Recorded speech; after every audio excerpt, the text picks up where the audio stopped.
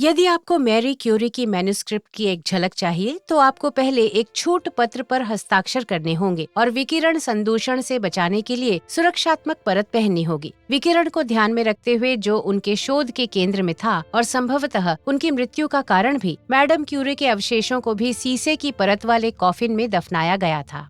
रूसी कब्जे वाले पोलैंड के वॉर्सो में पली बढ़ी युवती मेरी, जिनका असली नाम मारिया स्क्लोडोव्स्का था, एक बेहतरीन छात्रा थीं, लेकिन उन्हें कुछ चुनौतीपूर्ण बाधाओं का सामना करना पड़ा। एक महिला होने के कारण उन्हें उच्च शिक्षा प्राप्त करने से रोक दिया गया था। इसलिए अवज्ञा करते हुए मेरी ने फ्लोटिंग विश्वविद्यालय में दाखिला ले लिया, जो पोलिश युवाओं को गुप्त रूप से शिक्षा प्रदान करने वाला एक गुप्त संस्थान था। पैसे बचाकर और एक आया और शिक्षक के रूप में काम करके वो अंततः प्रसिद्ध सोर्बोन में अध्ययन करने के लिए पेरिस जाने में सक्षम हुई। वहाँ मैरी ने भौतिकी और गणित दोनों की डिग्री अर्जित की। इस दौरान मैरी अधिकतर रोटी और चाय पर जीवित रही, कभी कभी भूखमरी के कारण बेहोश हुई। पेरिस में मैरी की मुलाकात भौतिक विज्ञानी पियर क्यूरी से हुई, जिन्होंने अपनी प्रयोगशाला मैरी के साथ साझा की और वो मैरी को अपना दिल भी दे बैठे। लेकिन वो पोलैंड वापस लौटने के लिए तत्पर थी। हालांकि वॉर्सो लौटने पर उन्होंने पाया कि एक महिला के रूप में शैक्षिक स्थिति हासिल करना अभी भी एक चुनौती बनी हुई थी। अभी सब कुछ खत्म नहीं हुआ था। पेरिस में प्रेम में डूबे पियर उनका इंतजार कर रहे थे और उन दोनों ने जल्दी ही शादी कर ली और वे दोनों एक दुर्जेय वैज्ञानिक टीम बन गए। एक और भौतिकी विज्ञानी के कार्य ने मैरी क्यूरी की रुचि को जगाया। 1896 में हेनरी बैकरेल ने पाया कि यूरेनियम अपने आप ही एक रहस्यमय एक्सरे जैसा विकिरण छोड़ता है,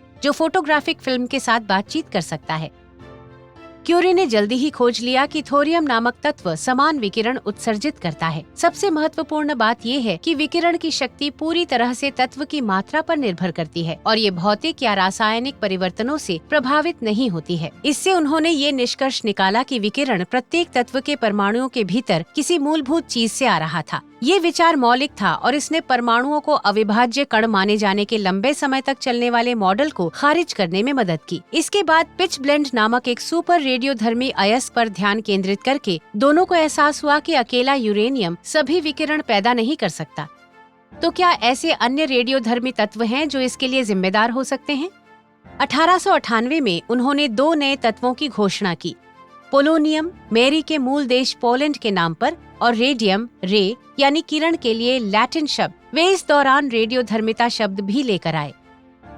वर्ष 1902 तक क्यूरी दंपत्ति ने कई टन पिच ब्लेंड में से 1 ग्राम शुद्ध रेडियम क्लोराइड नमक का 10वां हिस्सा निकाला था, जो उस समय एक अविश्वसनीय उपलब्धि थी। उस वर्ष के अंत में पियर क्यूरी और हेनरी बैकरेल को भौतिकी में नोबेल पुरस्कार के लिए नामांकित किया गया था, लेकिन मैरी को अनदेखा कर दिया गया। पियर ने अपनी पत्नी की कुशलता से अर्जित मान्यता के समर्थन में सशक्त कदम उठाया और इस प्रकार दोनों क्यूरी और बैकरेल ने 1903 नोबेल पुरस्कार जीता और मैरी क्यूरी नोबेल पुरस्कार जीतने वाली पहली महिला बन गयी।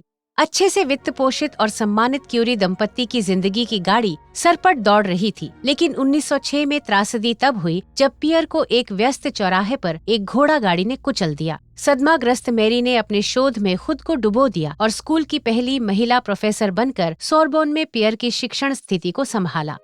उनका एकल काम फलदायी था। 1911 में उन्होंने एक और नोबेल जीता। इस प्रकार रसायन विज्ञान में रेडियम और पोलोनियम की अपनी पिछली खोज के लिए और शुद्ध रेडियम और इसके यौगिकों के निष्कर्षण और विश्लेषण के लिए इससे वे 2 अलग अलग विज्ञानों में नोबेल पुरस्कार जीतने वाली पहली और आज तक की एकमात्र व्यक्ति बन गयी। प्रोफेसर क्यूरी ने चिकित्सा अनुसंधान और उपचार के परिदृश्य को बदलते हुए अपनी खोजों का उपयोग किया। उन्होंने पहले विश्व युद्ध के दौरान मोबाइल रेडियोलॉजी इकाइयां खोली और ट्यूमर पर विकिरण के प्रभाव की जांच की। हालांकि ये सभी लाभ मानवता को उच्च व्यक्तिगत कीमत चुका कर मिले हैं। क्यूरी की मृत्यु 1934 में एक अस्थि मज्जा रोग से हुई थी, जो आज कई लोगों को लगता है कि ये रोग उनके विकिरण के संपर्क में आने से उत्पन्न हुआ था। मैरी क्यूरी के क्रांतिकारी शोध ने भौतिकी और रसायन विज्ञान की हमारी समझ, ऑन्कोलॉजी, प्रौद्योगिकी, चिकित्सा और परमाणु भौतिकी जैसे विषयों में आकर्षक अनुसंधानों के लिए आधार तैयार किया। अच्छे या बुरे के लिए विकिरण में उनकी खोजों ने एक ऐसे नए युग की शुरुआत की जिसमें विज्ञान के कुछ महानतम रहस्यों का पता चला।